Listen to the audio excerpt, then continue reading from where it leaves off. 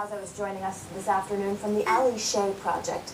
Thank you for being here with us. Thank you for having me. First, tell us, who was Alle Shea? Alle Shea was my firstborn. She was born April 14th of 2009, and she passed away from OI May 21st of 2009. Now, OI is probably a foreign condition to a lot of people because it is quite rare. Explain to us what it is. OI stands for osteogenesis imperfecta, also known as brittle bone disease. It's a genetic disorder, but my wife or myself, it doesn't run in our family, so it's just a freak mutation that happened. When we went for our ultrasounds, they noticed that Alle's legs and arms are like 4 weeks shorter than they should have been. So we kept going back and forth for ultrasounds every 2 weeks, and everything was growing, but yet her arms and legs were growing, like I said, 4 weeks behind. And since OI was such a rare disorder, it was never a thought in the doctors when they were naming all kind of disorders that it could have been. So you mentioned she passed away in 2009, so yes. Now you have an event every year to honor her memory. Tell us a little bit about that. Yep, it's called Alle Shea's Walking Will for Better Bones. It's sponsored by the OI Foundation out of Gaithersburg, Maryland. We put this on for people to have awareness of OI, because there's no awareness in Rochester at all. Right.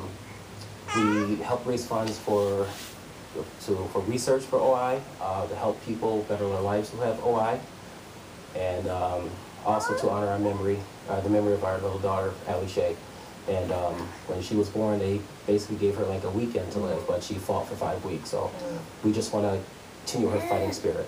And you mentioned when the whole thing first happened, when you first started this walk, someone came up to you and said, you know, thank you for doing this, because a lot of people just didn't know about the disease disorder. There was a gentleman in Ironically.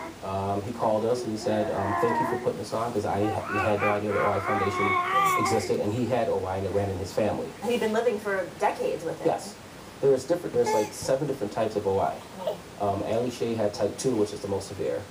Even if she did make it past the 5 weeks, her life would have been very, very hard. At this event this weekend, it's a walk, but you also mentioned there's some other events too, right?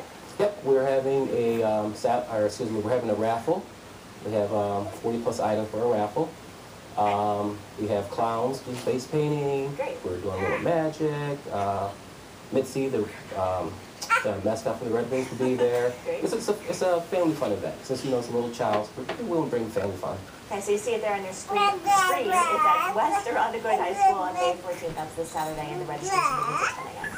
Thank you so much for being with us. Thank you very much. Well, the debate over breast